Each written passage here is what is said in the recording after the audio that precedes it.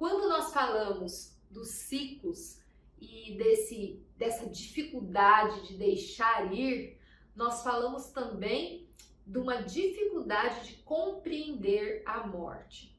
Existe uma ciência que estuda essas reações sentimentais e comportamentais à morte, que é a tanatologia. É uma ciência que estuda a morte. Essa palavra que nós quase não escutamos, né? Vai estudar as reações à morte.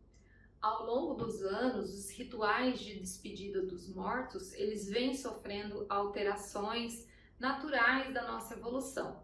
Então, antes, a pessoa ela morria em casa, né? Ela agonizava ali no leito de morte, na própria cama, no quarto, nesse espaço da casa.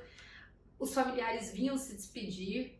A pessoa que estava agonizando, ela tinha às vezes a oportunidade de se despedir, de falar algo, de deixar alguma mensagem ali. E com o passar dos tempos, que foram se instalando hospitais e casas de apoio para esses momentos tão difíceis das famílias, as pessoas passaram a morrer fora de casa. Então o ritual foi outro, né? Esse movimento, ele já se distancia um pouco da nossa ali situação cotidiana. Então a morte ela passa a ter esse distanciamento do nosso dia a dia. E eu percebo que agora nós estamos vivenciando no período da pandemia um novo momento, que não temos nem o velório. O que é o velório? O velório é uma celebração daquele movimento de despedida. Nós estamos celebrando a vida de alguém e ali a gente tem uma oportunidade de dar um tchau, um último tchau, né? De observar aquele movimento para que a pessoa possa ser enterrada. E agora a gente pula esse processo com a pandemia e também vai esfriando esse olhar, né? Nós temos um outro movimento, um movimento que a pessoa morre e ela vai lá ser enterrada. E teremos em breve uma mudança, né? Já estamos nesse movimento, mas teremos em breve uma mudança, um distanciamento ainda maior desse momento de morte.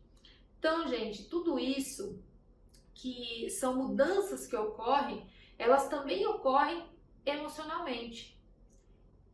Diante desse movimento da perda, da despedida, nós temos vários estudos. Um dos estudos que mais se destacam nessa área é a pesquisadora psiquiatra suíça Elisabeth Kübler-Ross.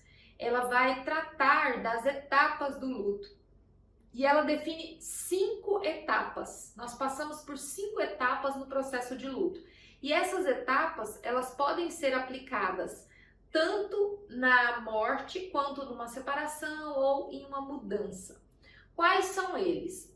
Primeiro é a negação, o segundo é a raiva, a barganha, a tristeza e depressão profunda e a aceitação. Eles não acontecem de forma assim sequencial, tá? Às vezes no mesmo dia a pessoa pode passar por 3 processos desses. Sentir naquele mesmo dia uma negação, uma raiva, uma tristeza. E também depende de pessoa para pessoa e de contexto para contexto. E vou falar um pouquinho sobre cada um deles. O que vem a ser a negação? A negação é não aceitar o que está acontecendo, fugir da realidade, dizer eu não acredito que isso está acontecendo comigo, não é possível que isso está acontecendo, isso só pode ser uma mentira. Então a pessoa que fica ali naquela negação ao fato em si, ela foge da realidade. Depois disso nós temos o período da raiva, a revolta, querendo achar culpados, querendo justiça pelo que aconteceu, buscando uma explicação e descontando tudo em terceiros. Depois nós temos a barganha, que é aquele acordo que se faz com Deus, com a religiosidade, com a divindade, com tudo que se acredita, né? Pedindo um milagre, que um milagre aconteça, que você faz de tudo para ter aquela pessoa de volta para você. São as promessas. Depois disso, nós temos a tristeza e a depressão, que ela pode ser vista como 2 pontos. A depressão, ela pode ser passiva ou ativa. A depressão ativa, ela tem um tempo para acabar. e quando ela acaba, a pessoa reconhece e acaba aprendendo com ela. A depressão passiva, ela é um movimento que precisa de uma ajuda, porque a pessoa não consegue sair sozinha dela. Ela vai se afundando cada vez mais. Então, nessa parte da depressão, é preciso ficar de olho, viu, gente? E temos a aceitação, que é a última fase, porque as coisas só se assentam na nossa vida quando nós as aceitamos, quando dizemos sim para ela. E se por acaso você passou por um processo de perda e não consegue aceitar, não consegue dizer sim, fica tranquila, tenha compaixão de si mesmo, passe por esse momento no seu tempo.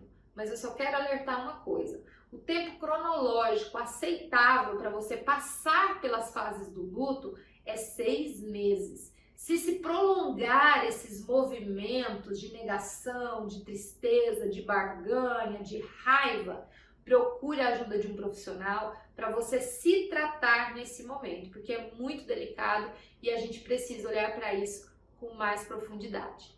Então são 6 meses necessários, né, segundo os especialistas. Passou disso, já liga aí um alerta para ficar de olho no que pode estar acontecendo em relação a essa perda e a essa morte. Então, gente, os processos de perder, eles precisam ser aceitáveis e a gente precisa dar um lugar para as coisas que nos acontecem no dia a dia, para que assim possamos seguir, olhar para frente.